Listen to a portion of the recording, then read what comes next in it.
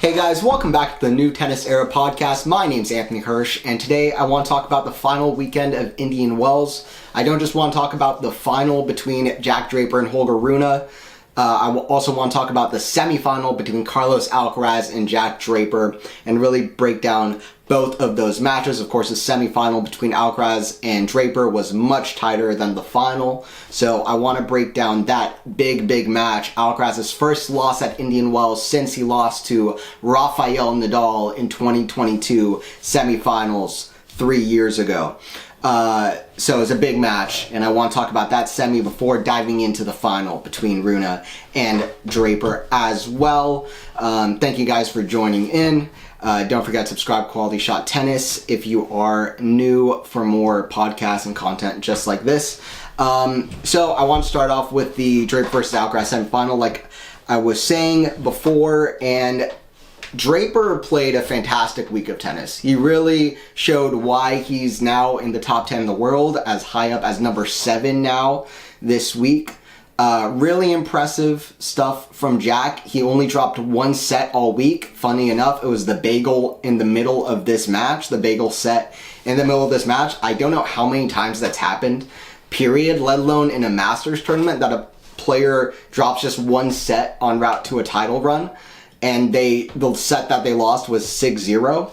I don't know if that's ever happened, but it definitely hasn't happened a whole lot. But some of the key things that I felt like happened in this match, well, first of all, it was a story of 3 different sets, right? Like every set had a different story. Set number 1, Jack completely in control. Set number 2, Carlos just playing unreal tennis. Jack, as he said after the match, playing with a bit of low energy, and 6-0, and then of course the third set, Jack able to win it, and it wasn't that tight in either of the sets that Jack won, honestly, particularly the first set, obviously. But it was really, all 3 sets had a very different story to them. I'm going to dive into the key points of the match, but Jack served very well. Just some stats, he served 68%. First serves in. Alcaraz was not at his serving best at all. I think he had an off day on serve. He made just 54% of first serves in. And in Indian Wells, what Alcaraz really likes is that kick serve out wide. The high bounce of Indian Wells courts really helps that serve.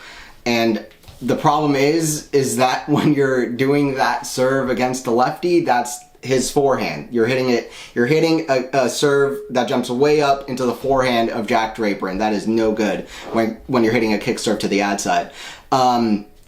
Kick serve out wide to the ad side. And Jack's forehand was the shot of the week without a shadow of a doubt. He was hitting that forehand incredibly well. I'll talk about that in the final as well against Rune.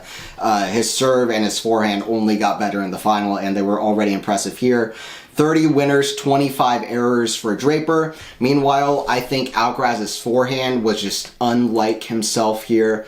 So yeah, I mean, to a degree, for Alcaraz's standards, definitely far from his best level, and Jack definitely playing above his regular level, and that definitely told a general story of the match. But there were other things I wanted to talk about, such as the fact that Draper played really smart, and he took risks, but the key is he took the right risks. Jack was not playing with nerves. Alcaraz should have stepped in more and stepped in earlier. Jack was ready, and the thing is that in Indian Wells and on slow courts in general, Alcaraz, I feel like he builds out points and waits for chances to start attacking further in the point or hit a drop shot or this, but at Indian Wells he likes building out the points. The problem against Jack was that Alcaraz, I don't know, Alcaraz was waiting for opportunities to get chances, and while he was waiting for that, Jack was already taking his own chances and ripping returns, which is kind of amazing, because I don't know if Alcaraz came into the match expecting Draper to be nervous, because it was a huge match for him. This match determined whether he makes his first Masters final, or final of a big event. It determined whether or not he makes it into the top 10 for the first time. But Jack was able to take advantage of early balls while Alcaraz was trying to build out the points and waiting for chances. And Jack was just able to dictate and stay in control due to that reason. And Yeah, I don't know. I mean, like, some other stats that I want to mention here, like I said, 30 winners, 25 errors for Jack Draper. In the first set and the third set, he had a +7 winner to error ratio, which is really good. And the other thing I want to mention is that if you break down the rallies into 1 to 3 shots, 4 to 6 shots, 7 to 9 shots, and 10 plus, Alcaraz was winning every single one of those kind of rallies except for the 1 to 3 shot rallies. But Draper won 59% of them, and 1 to 3 shot rallies were like the biggest and most common rally in this match. 59% is a lot, particularly for a 6-4 in the third set kind of win. Like 59% winning a certain kind of rally is a lot. It says a lot. So Draper really able to take control early, and yeah, those shorter rallies were definitely in favor of Jack, and he was able to take control early on, and he was really impressive. I remember the first match that Draper and Alcaraz played in Basel. I remember thinking that I think Draper is going to be a problem for Alcaraz, because I think he has a game that Alcaraz doesn't like. I mean, we've heard it before that Alcaraz doesn't like playing the guys that can really push him behind the baseline and dictate and play aggressive off the baseline. And I mean, Draper fits that category, and I don't know. I mean, just the first time I watched Draper play, I had a feeling that Alcaraz was going to really struggle against Jack. I was watching the forehand attacking the backhand of Alcaraz, and the way that Draper was able to play some crafty shots against Carlos too, but also hit the big shots, and the serve versus the return dynamics as well. I don't know. I felt like Draper was going to have some success against Alcaraz in the future, and that's what we've seen already. Before the season, Alcaraz increased the tension on his racket to deal with a return of serve better.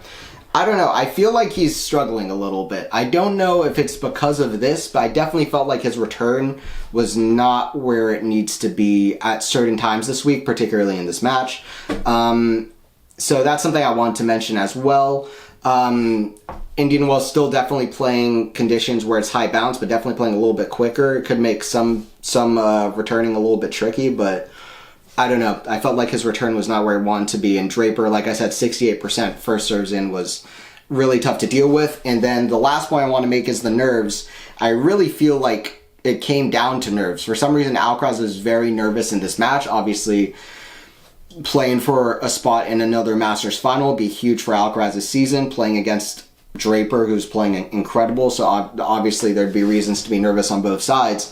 Alcaraz was only able to save 1 out of 5 break points that he faced, and that's one of the big things, I think, is the mental side. He was just not taking as many risks in the big moments and kind of waiting in the rallies. Meanwhile, Jack was taking those calculated risks. And also the other thing I want to mention is just wayward forehands from Carlos, just error prone off the forehand, so just not the best day for Alcaraz in general. That being said, I want to dive into the key points of the match and talk about exactly what happened diving in. So the first set was 23 minutes. It was very, very one-sided. To start off, Alcaraz plays just an atrocious game at 0-1, 2 double faults. And then, just an error on the forehand, a lot of unforced errors. He then ends off the next game when Jack was serving at 40-30. He built out the point very well, built out a rally where he's in a very advantageous position. He should have finished it off with a volley, hits it right into the middle of the net. Just a really, really poor start from Alcaraz. He starts playing better. He's getting better depth, width off his shots. He's able to finish it off at the net. It's looking like Alcaraz is back where he needs to be. Hitting deep, finishing off at the net. It's classic Alcaraz, right? More explosive, more active, but Draper just shuts him up with some massive serving to hold for 4-1. And then going to some key moments here. So Draper plays amazing tennis at 4-1, able to stay in control. Alcaraz hits a decent forehand down the line, which is a pretty decent neutral ball, and Jack just rips it back down the line with surprising depth, and sets up a forehand winner. You can just attack the ball anywhere with that forehand, just all week from almost any position, and it made him really, really difficult to play, especially when Alcaraz is having a off forehand day himself. and it just makes it really hard to finish off the point, especially because Alcaraz's forehand down the line is to the forehand of Jack. So when he is, I don't know, when Alcaraz is trying to finish off the point, if Jack can still hit really difficult forehands even on defense, it just makes it really, really hard. And like I said, Alcaraz misfiring on the forehand, and Draper just able to get a short forehand from Alcaraz off a +1. And he gets a double break. So that's what happened in the first set, 23-minute set, just some big serving closing it off as well. All around, just great forehand from Draper and not a great forehand from Alcaraz. Alcaraz playing a little bit better as the match went on, but too good off the serve for Jack, and just playing really high-level tennis, and the errors at the beginning cost Carlos.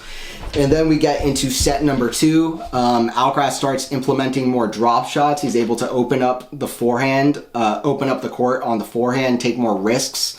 He's not really missing on the forehand either in the set. He's also able to keep up in forehand and backhand rallies cross court. Draper much more central with first serves throughout the set. That's a very big key thing. So Draper definitely on the serve let go a little bit, and like I said, Draper, even after the match, said he started feeling like a little bit low energy in the second set. That's something he said he learned from in the final, which I will get to in a little bit. In the final, he knew that he needed to stay with his foot on the gas the whole match. That's something he was not able to do here. But also Carlos just playing better returns too. Just a ridiculous backhand return, perfect angle in the middle of the set at 3-0 among others. And he steals the set with a massive backhand down the line return. A shot that's been just great for Alcaraz all week is the backhand down the line. I was really impressed with Alcaraz all week up to this point, and he finishes off the set with probably his best backhand down the line of the whole week. But yeah, Jack just misfiring more and more. Alcaraz playing crazy, defending amazingly, moving to his backhand and left side so sharply, so impressively. It felt like Alcaraz had the momentum going into the third set, and to bagel a player the quality of Jack, and also who has the quality of serve that Jack has, is rare.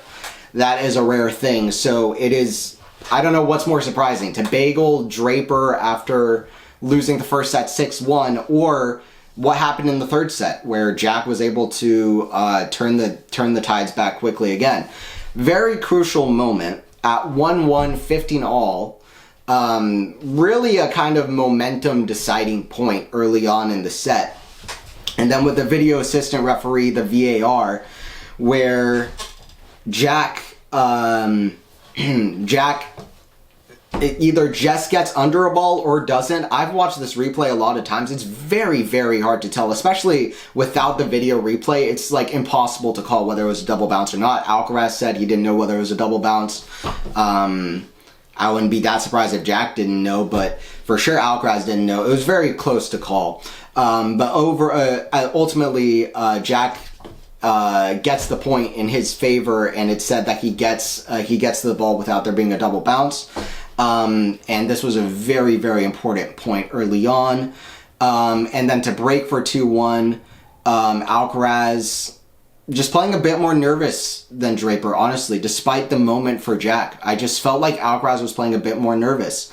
I don't know if it's nervous. I think it's nervous from the back court. I think he was nervous playing Jack from the back of the court. He hits a somewhat poor drop shot, and Jack shows some good speed, which I think Jack was showing good speed all week. I don't think he's the fastest guy on the tour by a long shot, but I think he was showing some good speed. But definitely Alcaraz, not the right shot to hit a drop shot, because Draper is actually, he was behind the baseline, but he was moving forward before Alcaraz hit the drop shot, and like already starting to move forward. It wasn't like he was off balance or moving side to side or moving backwards. He was actually moving forward to get back into position. So he already had he already had a quick start to get to the ball.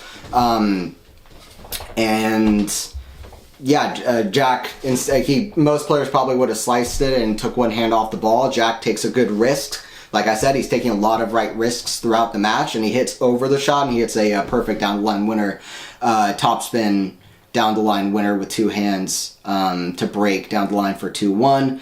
Carlos still missing easy forehands, just had an off day with his forehand. It doesn't help that he's not making a lot of first serves in, so he's not really able to get easy balls, especially because Jack is hitting so many good balls early, but he's not able to have the classic Alcaraz serve +1 first serve, then +1 forehand. Like usual, that's part of the reason why the 1 to 3 shot rallies is what it was. But Carlos actually tries a deeper position like midway through this set. Like I said, maybe to feel more confident in the backcourt exchanges, I don't know. But it doesn't really work, and he continues to miss returns, and also Draper gets him with a drop shot. The only other here's one other point that I wanted to talk about. This is probably the only other key point that I want to talk about in this third set, but 3-2, 40-30. Carlos has a look at a forehand pass, and he just doesn't do well with the shot. His forehand not there, and he struggles to get into position pretty much the whole point. But I feel like, I don't know, I feel like Jack can do pretty good with everything consistently. Pretty complete, pretty consistent. But I felt like a top-tier Alcaraz at the peak of his powers probably could have taken more advantage of Jack's speed or some of his drop shots or approaches, particularly his approaches, or more attackable balls early in the rallies to the forehand. So I felt like, I don't know if this is an exact indication of how the head-to-head will go from here on out, because I feel like, I mean, Jack is going to continue improving as well as Alcaraz probably, but Jack is going to keep improving, but if this version of Jack Draper takes on Alcaraz, I'm not sure that Alcaraz would struggle as much as he did on this day. His forehand just not there on this day, and I felt like if it was, there were a lot of things that Alcaraz could have done better to really take advantage. But like I said, Draper does everything pretty good, and his forehand was on fire, even in pretty difficult positions. But yeah, overall, that's what I'd say. Jack taking more chances to step in. Even Jack's backhand was very good cross court. Just taking chances to attack cross court, that was very important at the end of this set. A couple of big backhand cross courts from Jack was a big thing, because once again, they're going to the Alcaraz forehand, but it probably helped him to be confident to hit that shot because Alcaraz's forehand was just not working. And I actually felt like Alcaraz began taking chances and attacking balls earlier in rallies after being down 5-2 to retrieve the break. He got back to 5-4, but it was too late, and honestly, I think it was just not his day, but I think that loosened him up, and I think Jack was composed throughout the first and third sets, which I think this proves more than anything that Alcaraz was just not playing loose. He was playing scared to lose, and he was more nervous than Jack, and I felt like maybe Alcaraz felt like he really needed to win or get, I don't know what it was, but for whatever reason, Alcaraz was more mentally nervous than Jack, and that really affected the match and his game. So those are some of the key things I want to mention, some of the key points. I feel like next time Alcaraz might learn from this and take more chances early on, not let Jack kind of dictate the game so early. He's going to work on making more first serves in order to get the +1. He's going to get that forehand working for sure. And yeah, I don't think he really needs to try the deeper position he was trying in the third set. He just needs to have that forehand working to take advantage of some of the poor approach shots that Draper was hitting, but he just didn't have the shots to take advantage of a lot of not bad things Draper was doing, but Alcaraz doesn't need his opponent to be playing bad to take advantage of it. He just needs something, like any kind of gap where it's not amazing, because when Alcaraz is at his best, so much of what he does is amazing. So that's all Alcaraz needs. And that is the semifinal. Now I want to talk about the final, which was far less eventful than Alcaraz versus Draper. Draper versus Rune was the final. They played a final of a big tournament before Sinner versus Alcaraz. They actually play the first Indian Wells final between two players aged 23 years or younger since Nadal beat Murray in 2009, which is a fun fact for you. A couple of fun facts for you. Draper ties up their head-to-head 1-1 last year in Cincinnati. Rune beat Draper 6-2, 6-4. I believe was the set score there. 6-4, 6-2. Reversed from what I said. 6-4, 6-2. Yeah, Draper just played unbelievable. Draper played unbelievable in this match. He never really had to turn on a second gear, but he showed flashes of the second gear. Like, whenever Rune played like a really good point every now and again, Draper still had the answers. Like, it just showed that Draper was playing on a level that was top 5. It was on a level of just Masters title winning level. Just a very worthy level of an Indian Wells title, honestly. Jack played very well, dictated the match well. He even said himself he needed to have no dips of low energy. That was basically him throughout the whole match. Start to finish, high energy, dictating 10 aces for Draper over just a 6-2, 6-2 scoreline. Faced 0 break points, converted on 4 out of 7 break points, was 24 for 26 on first serve, 50% on second serve, which is good enough. But that's arguably even a more important number, or at least a very important number, because he served 57% first serves in, which is slightly less than you want, but the fact that he was able to defend his second serve so well was also very important. I mean, he wasn't doing amazing, but 50% on second serve is definitely, it's good enough. And I felt like part of that was to do with Rune, which I'll get into. I felt like, I'll talk about it now. So I felt like Rune was letting Draper off the hook because he was hitting a lot of his returns back to the forehand of Draper. He was just, even when he didn't need to.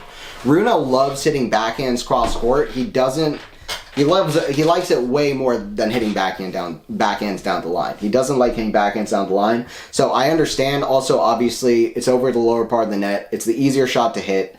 Returning a Draper serve, I'm sure, is not easy in any case, whether it's first serve or second. But I just felt like Rune, for his standards, was not taking enough risks. Hitting the ball to the Draper backhand. In fact, slightly similar to, I wrote down this in my notes too while I was analyzing the match, like slightly similar to Alcaraz, some of the issues that Rune had. I felt like Rune should have taken more risks and was not attacking the ball early enough in the rallies. But honestly, even when he was attacking, it just wasn't working. 15 forehand unforced errors to just 8 winners, just overhitting on the forehand a lot of times. And the main thing I got from this match is just not enough depth from Holger, honestly. Like, Holger was good, Jack was great. Like, that was basically what I got from the match. Like, Holger was good, Jack was great. It was that kind of a final for sure. Now I want to dive into the key points of the match. So set number 1. I want to mention that Rune started very weak with his forehand, and Draper, one of the best starts of a Masters final I've seen in a minute, let alone first Masters final. Like, this is the first Masters final of Draper's career. He started off like blazing hot, like broke in the first game. I mean, Rune did well in the first few points, but then Draper, from then on in, just had a stranglehold on the match, and then he just didn't let go of it. Rune started very weak with his forehand. Draper started good on his, immediately getting more width on his shots, closer to the sidelines and deeper in the court, and he broke right away. And Rune, like I said, good on his shots, but Draper just another level, able to penetrate more with flat backhands cross court, setting up some forehand winners. Like I said, against Alcaraz, even if they're tough. Like, the shot of the match for me was at 2-0, Draper 15-30 on Rune serve. Draper was hitting backhand to forehand rally, just really holding up in a backhand to forehand rally, and then he runs around his backhand. It seems like he hits a forehand from like an inch from his waist, running around his backhand, and he just hits a clean forehand winner down the line, which is a like ridiculously tough shot to hit. And yeah, I mean, it just shows how to hit that kind of a shot. Just shows where Jack's level was in this match. And then the other point that I want to mention is the 2-0 break point for Jack when he got his second break. And the reason I want to mention it is because I don't even think it's that much of a key point. Like, at this point, Jack was really just running away with the first set. But I do want to mention it because I think it's a good indication of the match. And this is kind of what happened. So Rune hits a good forehand cross court. It seems like a winner. Jack hits like a remarkable Hail Mary defensive lob. Rune backs up, and I guess he wants to build out the point a little bit. And I mean, I don't know if he has the skill to hit through this forehand for a winner or something, but he hits this very loopy forehand backing up. He really could have just stayed in control and hit a flatter forehand, or he could have hit it anywhere, but just to hit it deeper and a little bit lower over the net. And he just backs up wanting to build out the point, but Jack already ready to go, just, going for kind of point-ending shots early and playing very aggressive tennis. He hits a drop shot, a risky drop shot, just to kind of catch Rune off guard, but he's got the touch to pull it off, which he does, and then he finishes it off at the net. He just took risks and was dictating right away, not waiting for a mistake, just aggressive. Taking the racket. It was played on Draper's racket. That's what Draper wanted to do. And also Jack just hitting ridiculous shots throughout the match. And the other thing I wanted to mention is what I was saying earlier was Rune not being able to get it to Jack's backhand early. I feel like Rune was doing the opposite of what he would have wanted to do. Because Rune was hitting it to Jack's forehand early on, and then he would switch and hit it to the backhand. But Jack's backhand, I felt like, for whatever reason, was doing better later in the rallies. And it would have been, to hit it to Jack's forehand, that's where he was dictating early Jack off his forehand, which is the usual case. And Jack was serving for the first set, and Rune just hits all his returns at the 5-2 game. On the ad side, back cross court to the forehand of Draper, even if he didn't need to do that. The other stat that I wanted to mention, which I think this is a relevant, kind of interesting stat, is that on the ad side, Jack was serving constantly out wide to Rune on that side, and with very, very high success. But then occasionally he'd hit it tee to mix it up. He won 100% of the points when he hit it down the tee on the ad side. And the reason for that is Rune just off balance, ready for a backhand return. And now he's hitting the forehand, trying to return a big Draper serve, and that is not a good kind of recipe for Rune on the return of serve. But yeah, Jack having a lot of success against Rune on the ad side, but I felt like part of it was partially Rune's fault, because he would have done way better if he just took more risks early and tried to go for some down-the-line back-end returns as well. And that's why Jack was just constantly nailing down that back-end return. But then also, whenever he'd mix in that down the tee, he always won those points. So it also shows how important it is to find a weakness like Rune not wanting to hit a backhand down the line, especially on a return to serve, because that caused the effects of what I was just saying as well, which is Jack being able to pound the backhand return out wide on the ad side, and then whenever he would mix up the down the line shot, Rune was so much anticipating Jack to take advantage of that weakness that whenever he'd hit it down the tee, Rune was already cheating out, expecting that return, and that he'd not be able to have success hitting the forehand return down the middle. So that's something else I wanted to mention. But other analysis here, the only much of the same really in the set. The only kind of key point here that I want to mention really was in the second set was it was 3-2, 40-30. Rune in control of the point on Jack's serve. And I felt like Rune was still stubborn here, going to the forehand when returning serve, but he gets a good chance here. He actually steps in with the forehand. He hits a decent shot, like his return was good to the Draper forehand, and he gets a shot that could be a winner, like a very short shot in the court from Draper. He's able to step in with the forehand, and he hits, like I said, a decent shot, but too central. And Draper, very impressive with the backhand cross court all week. I felt like that was the shot that maybe impressed me the most from Jack, outside of just every single forehand that he hit this week. But yeah, Draper hits this great backhand shot cross court off of the big Rune shot, and Rune backs off and hits this like okay drop shot. Like, it's okay, it'll be good enough. You'll find a way against most players, but not against Jack. It's just not good enough with against Jack. Rune trying to play good when he needs to play great, and just unable to be as aggressive as he wants, place the ball as well as Jack, and Rune easily could have backed up and stayed in control, hit a topspin forehand just anywhere in the court, but instead he's playing nervous, kind of like Alcaraz in the semifinal, and really a bad mistake, because I felt like at this point Rune was creating the most momentum of any point of the match. He held really well for 3-2, and then 40-30 here, and I felt like this was really a point he should have and could have won. And he should have created the closest moment of the match, but instead he goes for this drop shot. He hits this forehand that could have been a winner to central, and it's really, that is a good case scenario of Jack taking the risks and Rune playing nervous, and Jack playing great when Rune was just playing good. So that was kind of what I mentioned as well. And then Jack served it out at love. Like I said, serving amazing, but doing so many other things so well.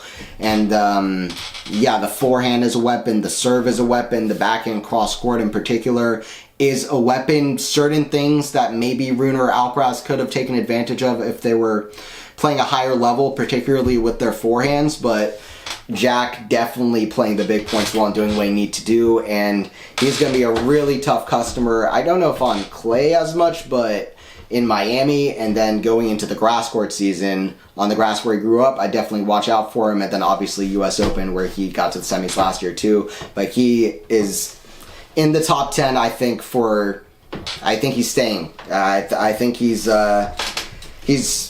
not just booked a hotel in the top 10. I think that he has a permanent home here in the top 10 now. So, and we'll see if he gets to the top 5. He's at number 7, and honestly, the players that are in front of him right now, I don't think are the most consistent players, with Casper and Djokovic at 6 and 5, I believe.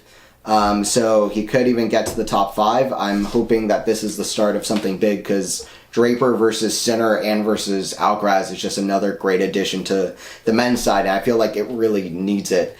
But yeah, Draper, I think, is a player that Alcaraz doesn't like playing, and certainly now a player that Rune does not like playing either. Appreciate you guys tuning in. Don't forget to subscribe, Quality Shot Tennis. Don't forget to check out all the New Tennis Era podcasts and ring the notification bell so you can get notified for more New Tennis Era podcasts and all kinds of tennis content. And I appreciate you guys tuning in. Jack Draper's into the top 10, gets his first Masters title, and I'll see you guys at the next one.